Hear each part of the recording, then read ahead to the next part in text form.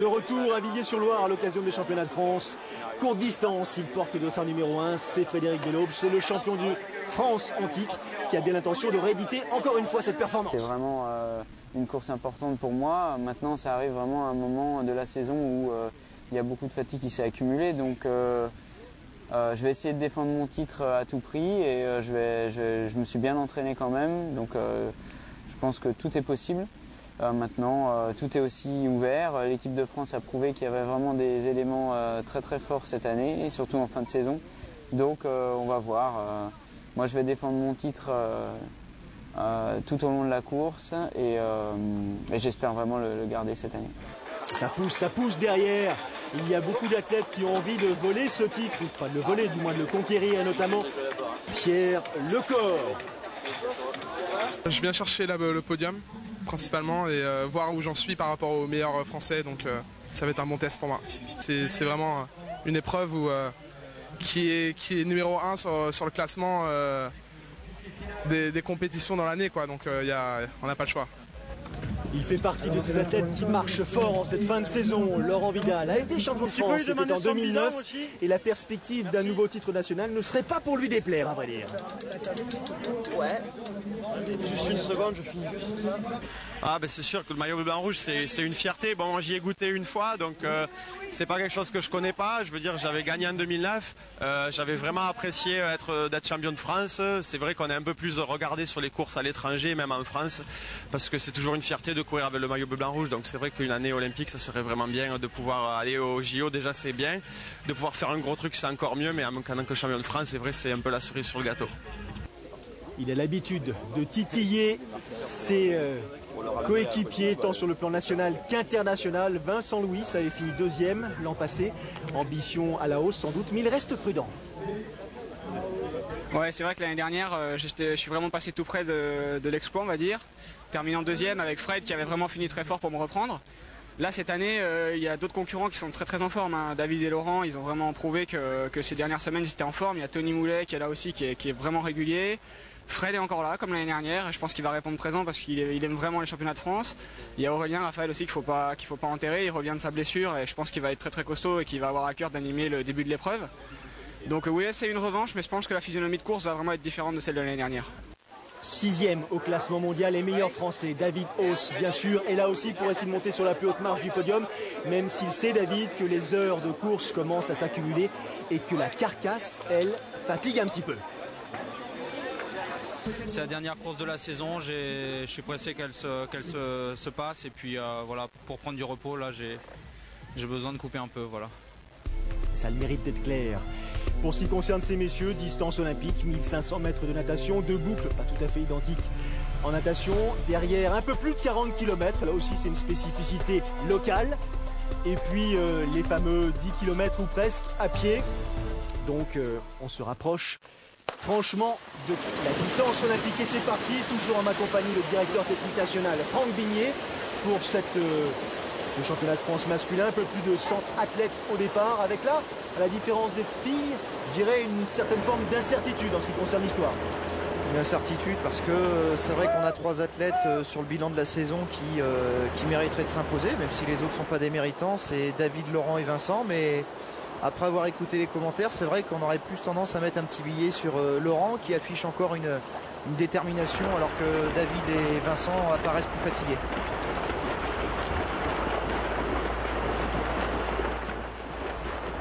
Allez, on va s'attarder sur la tête de course. Pour l'instant, toujours, je dirais presque parmi les athlètes qu'on retrouve aux avant-postes, il ne faut pas se leurrer. Frédéric Belaube, Vincent Louis, Aurélien Raphaël, qu'on a en gros plan. Mais là aussi, je dirais presque que c'est une nouveauté et qu'on n'a pas tout à fait l'habitude de les croiser dans ces circonstances. Des jeunes, moins visibles, comme Pierre Lecor, qui commence à s'immiscer dans ce groupe-là, de ce groupe d'athlètes de haut niveau. Pierre Lecor qui mène la partie natation, qui veut essayer de mettre un bon rythme, provoquer une échappée. Il va voir à la sortie de l'eau s'il a réussi son pari. Tous les athlètes qui sont devant, voilà, ils ont tous nagé ou nagent encore entre 16 et 16,30 1500 mètres en bassin. Pierre Lecor, hein, juste rappeler qu'il est champion du monde militaire cette année, donc sur distance olympique, et qu'il avait pris une 7e place lors des championnats du monde à Pékin en moins de 23 ans. Donc un athlète là aussi avec des capacités importantes. Donc derrière les deux premiers, on retrouve Tony Moulet, Aurélien Raphaël, Vincent Louis, Davidos. Certaines formes de logique en quelque sorte. Hein. C'est logique. La bonne surprise, c'est de voir Tony qui est capable d'attraper ce groupe de nageurs. On va voir s'il va pouvoir tenir sur le deuxième tour. Et puis la mauvaise surprise pour l'instant, la mauvaise affaire, c'est Laurent Vidal qui lui n'est pas dans le groupe des favoris sur ce premier tour natation.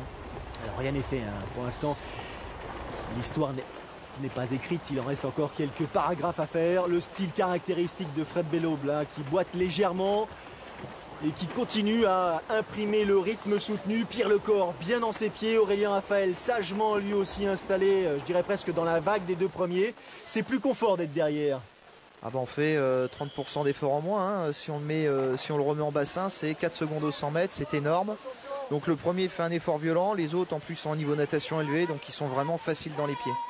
Allez, sortie de l'eau après les 1500 mètres de natation et ce Pierre Lecor qui est le premier à sortir de l'eau en 19 minutes et 12 secondes. Fred Belob dans la foule et Davidos, Vincent Louis, Aurélien Raphaël. Ce sont les 5 premiers et puis vient Tony Moulet avec 3 ou 4 secondes de retard mais quasiment dans ce peloton. Le voici justement Tony. Tony est pas loin mais il perd le contact et maintenant il va falloir qu'il fasse un gros effort sur le début du vélo avant le pied de la bosse pour essayer de rentrer. Ça paraît très peu, 3-4 secondes, mais ça peut lui coûter sa place dans le premier peloton. Transition efficace, rapide. Fred, dossard numéro 1 sur le dos. Davidos, Vincent Louis avec le dossard numéro 2.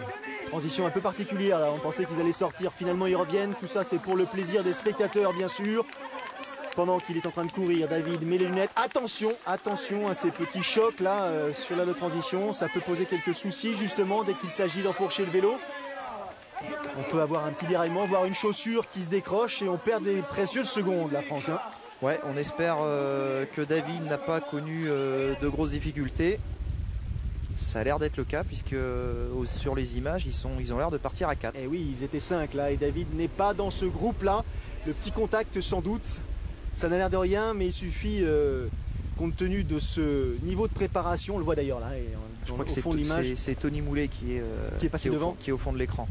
Qui est revenu finalement au profit de cette petite mésaventure. Il est revenu sur le peloton de tête, ou presque. Pierre Lecor, avec Vincent Louis, avec Aurélien Raphaël, avec Frédéric Belob. Alors, particularité, vous l'aurez sans doute remarqué, il y a 2 compétiteurs du même club. Est-ce que ça joue? Est-ce que ça peut avoir une certaine valeur, là, Franck? À ce moment-là de la course, non. Il faut que tout le monde prenne ses responsabilités. Et puis j'aurais tendance à dire que s'ils veulent aller au bout, c'est sur le premier des 3 tours qu'il faut un petit peu tuer la course et décourager ceux qui sont derrière. Alors ceux qui sont derrière justement, qu'il s'agisse de Laurent Vidal, d'Alexandre Maire, d'Aurélien Lescure, qu'il s'agisse de Jérémy Aubozil, qu'il s'agisse de Karl Shaw ou encore de Brice Debord par exemple, ils ont allé entre 15 et 25 secondes de retard. Ça peut paraître important, c'est une belle opportunité. Hein. C'est important, d'autant plus qu'à la sortie de l'eau, bien évidemment, chacun fait un effort solitaire, essaye un petit peu de revenir sur la tête de course. Eux, ils ont la chance dès le début d'être 4. Et c'est vrai qu'ils sont 4 contre un petit peu tous les autres qui sont encore inorganisés sur ce premier tour. Donc c'est maintenant qu'il faut faire l'écart. On a l'habitude, hein, si on revient un petit peu en arrière dans le temps, et vous connaissez bien cette équipe-là, celle de Beauvais, de voir la fameuse Red Army travailler, arracher, pousser sur les pédales. C'est pas tout à fait l'image que nous donnaient Fred et Aurélien. Ah, de toute façon, c'est au 4 de rouler. Là, on a les images du deuxième groupe qui lui, par contre, est organisé. Ils ont vraiment envie de rentrer. Pour l'instant, ils doivent être à 30-40 secondes. C'est pas gagné, c'est pas perdu. Ça peut balancer d'un côté comme de l'autre. Alors, juste pour rappeler qu'au sein de ce peloton, on va trouver donc Aurélien Lescure, on va trouver Laurent Vidal, on va trouver notamment Brice Debord, on va trouver... qu'est-ce qu'on va trouver d'autre? Anthony Coste, on va trouver Nicolas Alliot. Enfin bref... Nicolas Le Noack, des athlètes qui là pour l'instant, même s'ils n'ont pas tout à fait la même expérience, la même capacité, ont plutôt tendance à bien s'entendre, à être intelligents et à favoriser les relais de façon à revenir, et on va s'apercevoir rapidement qu'ils obtiennent ce qu'ils ont voulu mettre en place. Dans le deuxième groupe, on a Laurent qui lui veut aller chercher ce deuxième titre, Aurélien Lescure qui veut confirmer ses résultats internationaux. Donc on a quand même beaucoup d'athlètes qui ne veulent pas s'avouer vaincus tout de suite. Donc ils vont essayer d'organiser le groupe d'athlètes. Ils doivent être environ une douzaine d'unités. Donc à eux d'organiser le groupe, de motiver un petit peu tout le monde pour essayer de rentrer. Et regardez, relance permanente, perd pas de temps en danseuse. Devant, c'est pas tout à fait le même rythme. Certes, Pierre Lecor, pour l'instant, prend la tête de ce groupe à son compte. Relais de Vincent Louis, pardon, avec derrière Fred. Ça donne pas l'image d'une agressivité qui ne pourrait pas être contrée. Derrière, ils les ont en point de mire. D'ailleurs, on s'aperçoit assez bien de la façon dont ils gèrent leur effort. Ils se sont aperçus que de 15 à 20 secondes, ils passaient dans le deuxième tour à un petit peu moins ou près de 10 secondes. Donc tout d'un coup, ça change la nature de leur effort et puis surtout, ça leur donne un espoir supplémentaire. Oui, après c'est vrai que 40 km à 4 c'est long, surtout qu'il faut courir 10 km. Donc soit c'est le chaos, soit on se met un petit peu en difficulté parce qu'on va laisser beaucoup d'énergie sur le vélo. Et je crois qu'au final, ce groupe de 4 n'a jamais véritablement réussi à prendre une des deux options. Donc ils sont un petit peu piégés à 4 devant. Gros blanc, dossard numéro 6. Pissiaquet, brise de bord, calé dans le peloton, sagement là. À hauteur d'un de ses coéquipiers, Jérémy Quindos, exactement. Tony Moulet. Ils sont 3 Pissiaquets dans le peloton. 2 Beauvaisiens devant, mais c'est toujours pour l'instant Pierre Lecor qui s'occupe de donner le tempo, l'athlète des Sables Vendée, triathlon. Et donc là on va avoir une jonction sur la fin du deuxième tour, début du troisième. Alors fait assez rare, c'est pour ça que c'est parfois ce chemin de France il est un petit peu atypique parce que sur une série internationale il est rare de voir 13 athlètes s'organiser comme ça, donc là c'est atypique. Tant mieux pour le deuxième groupe, ça relance maintenant la course pour Laurent Vidal et Aurélien Lescure. Les compteurs sont remis à zéro pour tous les favoris, sauf pour Davidos qui malheureusement sur Ennui Mécanique n'est pas non plus dans ce gros groupe. Aurélien Raphaël qui en profite pour se délasser un petit peu, détendre les jambes, il souffle. Le peloton s'hydrate, le peloton se dit peut-être qu'on va finir le parcours comme ça ensemble. C'est pas tout à fait ce qui va se produire parce qu'il y a une première initiative là qui démarre, c'est Aurélien Lescure qui essaye de tirer profit de cet endormissement momentané. Laurent Vidal, lui, il est resté attentif, 3e position pour Tony Moulet, très concentré. C'est opportuniste de la part d'Aurélien. C'est bien joué, c'est pas l'un des grands favoris, donc il a raison de tenter sa chance. Ça peut bien se passer pour lui s'il arrive à prendre 30-40 secondes. On est maintenant à moins de 10 km de la fin du vélo, donc ce sera un effort qui ne sera pas forcément si coûteux que ça, donc c'est bien joué de sa part. 2e de la Coupe du Monde d'Edmonton cette année, 16e des séries mondiales à Yokohama il y a quelques jours à peine, Aurélien Lescure, qui espère ou qui peut-être imagine pouvoir intégrer l'équipe de France dans la perspective des Jeux Olympiques. Est-ce que tout est écrit? Est-ce qu'il y a encore de la place pour un numéro 3? Rien n'est écrit. Maintenant, certains athlètes ont montré plus de prédisposition que lui sur une possible qualif olympique. Maintenant, il reste des courses avant le 31 mai 2012, date de publication de la sélection officielle. Et Tony Moulet, il est conscient de ces échéances et de cette date butoir. Il tente sa chance à son tour. Le Pissiaquet, il essaye de creuser l'écart, là, les mains sur le prolongateur. Et derrière, j'ai pas l'impression que ça réagisse. Est-ce qu'on s'inquiète peu de l'attaque de Tony Moulet? Là, on est sur une partie du parcours avec des grandes lignes droites, donc on va le laisser un petit peu en point de mur, le laisser un petit peu se fatiguer et griller quelques cartouches pour la course à pied. Et devant, par contre, Brice de Bord, lui, de Poissy également, est bien parti. C'est un petit peu dommage que Tony parte aussi tard parce qu'il aurait pu se servir de Brice comme point d'appui. Donc une attaque, mais une attaque un petit peu tardive de Tony. Brice de Bord, seul en tête désormais après cette nouvelle tentative d'échappée. Une échappée qui cette fois-ci a l'air de fonctionner puisque l'athlète de Poissy a un écart substantiel là avec le peloton. Est-ce qu'il va pouvoir conserver cet avantage? Est-ce que ce sera suffisant pour essayer de monter, pour tenter de monter sur le podium? En tout cas, lui va essayer de tout donner. On le voit là, il ne se pose pas de questions. De toute façon, il n'a plus de questions à se poser. Maintenant, il a pris le choix de partir. Donc, il faut qu'il aille au maximum de son effort, même si le peloton lâche 40, 45, 50 secondes. 10 km de course à pied, c'est très long et je pense qu'ils savent qu'ils ont bien le temps de le reprendre. Allez, fin du parcours cycliste pour Brice de Bord, le premier à entrer dans l'aire de transition. Une 23-28 de course.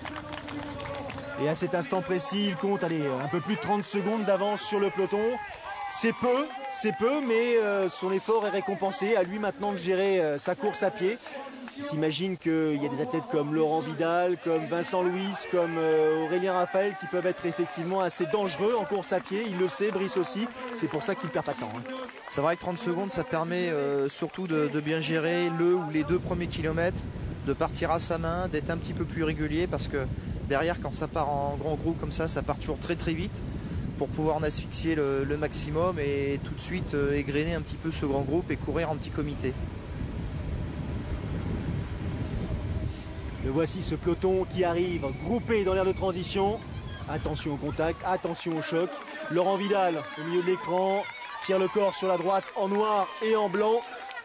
Et au milieu c'est Sébastien Cour. Cherche sa place justement là. Il perd les précieuses secondes. Oula, il y a une espèce de foire d'empoigne. Il y a ceux qui ont l'habitude, ceux qui ont moins l'habitude. Et parmi ceux qui effectivement ont l'habitude, il y a Laurent Vidal. Sébastien Cour, un junior, il fait partie des quelques juniors qui vient se tester en fin de saison sur le format courte distance. Alors il sera classé en U23 bien évidemment, mais il est encore que junior. Alors le classement justement à l'issue de cette transition 2, les écarts, un peu plus de 30 secondes entre Debord et Vidal, derrière Lecor, Cour et il faut très peu de temps à vrai dire dans ce premier tour de course à pied, il y en a 3 au total à effectuer pour couvrir les 10 km. Il faut très peu de temps à Laurent Vidal et surtout à Aurélien Lescure et Pierre Lecor pour revenir et fondre sur Brice Debord. Il y a une différence de foulée étonnante là. Ouais, Brice il court normalement beaucoup mieux quand même, maintenant il est blessé depuis un petit peu de temps, donc c'est vrai qu'il s'est fait plaisir sur Chemin de France à essayer de partir devant. Voilà, on va dire qu'il a fait honneur aussi aux autres athlètes puisqu'il a au moins fait l'effort de courir jusqu'à ce qu'il soit rattrapé. Et puis maintenant il va laisser les autres se jouer à la victoire. Alors on a remarqué que le tracé était un petit peu original par rapport à ceux qui d'habitude rythment les championnats de France. Là ça s'apparente presque à du trail. Est-ce que c'est plutôt judicieux compte tenu des échéances qui nous concernent directement? Est-ce qu'il n'y a pas des risques de blessures supérieures dans ces conditions-là? Non, un athlète de haut niveau, ça s'adapte en permanence. Donc ils ont l'habitude de courir sur différents types de revêtements. Maintenant, c'est vrai que c'est un petit peu particulier. Ils ont plus cette habitude. Sur la série champion du monde, c'est des grands boulevards, c'est du bitume. Voilà, c'est maintenant des parcours différents, mais il faut être capable de courir sur tout temps, sur tout parcours. Et c'est comme ça qu'on devient champion. Exactement, Laurent Vidal pour l'instant est en tête de ce championnat de France avec un peu plus loin Aurélien Lescure en 2e position, Pierre Lecor en 3e position. Laurent Vidal, champion de France en 2009, qui pour l'instant semble avoir la course à sa main. Derrière, ils ne paraissent pas pouvoir revenir sur l'athlète du Lagardère Paris Racing qui, avec son bandeau sur la tête comme d'habitude, a l'air très très décidé, d'autant que ses résultats récents lui donnent, ou du moins lui confèrent une certaine confiance. Il faisait partie des 3 favoris. David, problème mécanique. Vincent, très fatigué. Donc on aurait tous tendance à penser qu'il devrait s'imposer. Maintenant, Aurélien Lescure lui laisse pas une partie facile puisqu'il est toujours à une dizaine de secondes au bout de 3,5 km. Donc ça veut dire qu'il va vraiment le marquer à la culotte jusqu'au bout. Donc Laurent, à mon avis, il aimerait bien faire monter l'écart à 20, 25, 30 secondes pour pouvoir vraiment se mettre à l'abri. Le voilà Davidos, on ne l'avait pas aperçu pendant le parcours cycliste et pour cause, un problème mécanique l'avait un petit peu handicapé au départ. Il revient à la faveur de la fin de ce parcours pédestre. Et Aurélien Lescure en 2e position, dossard numéro 3 qui s'accroche. Pierre Lecor en 3e position. Attention derrière, ça revient en la personne d'Aurélien Raphaël en 4e place pour l'instant. Pas de Frédéric Bellobre, on l'a aperçu un peu plus tôt. La foulée pas tout à fait celle qu'on a l'habitude de voir chez Fred. Fin de saison lui aussi assez compliquée avec des résultats très irréguliers. Perte de confiance, fatigue. Est-ce que c'est la fin d'une période pour ce qui concerne? Fred, ça reste le plus beau palmarès du triathlon français de ces 10 dernières années, même de ces 20 dernières années. Maintenant, c'est vrai que le niveau par rapport à l'Olympiade précédent a monté. Ça devient plus difficile pour lui. Fin de parcours et victoire, donc nouveau titre de champion de France pour Laurent Vidal. Avec cette image que l'on retrouve de manière régulière lorsqu'il a le sentiment d'avoir accompli sa mission. 2e et vice-champion de France, Aurélien Lescure.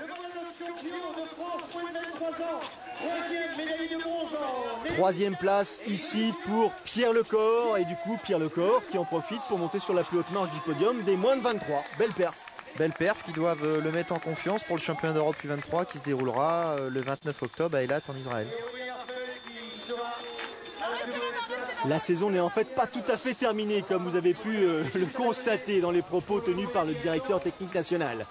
Vidal, l'exclu record. Fin de saison, je suis content de terminer sur une victoire parce que c'était pas évident.